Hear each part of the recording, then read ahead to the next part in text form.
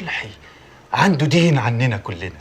تصور يا أخي، ده أنا عرضت أبويا للخطر على إيدين أختي اللي عايزين تاخدوها معايا يا كمان في السكة. مولانا عايز يجوزني لواحدة فيها رجولة عني عشان هو يتجوز أختي.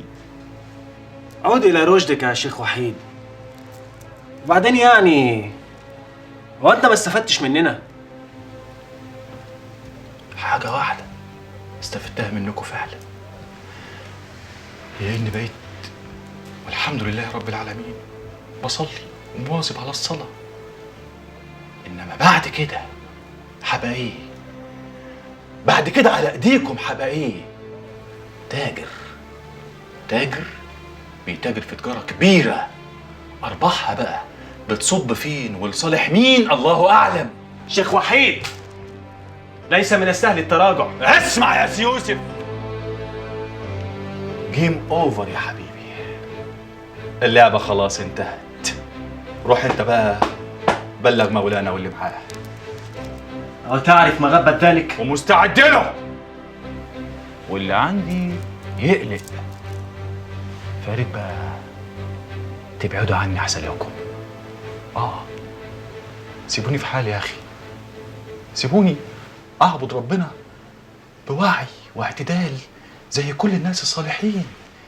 سيبوني ارجع لاختي حقها يا اخي، سيبوني اتاجر بالحلال واعيش واكسب زي كل الناس ما عايشه.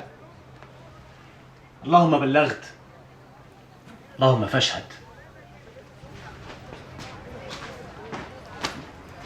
اللهم لا حول ولا قوة إلا بك. أستغفر الله العظيم من كل ذنب عظيم.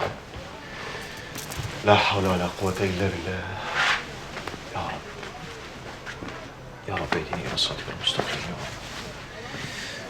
يا رب إني وجهت وجهي إلى فطر السماوات والأرض.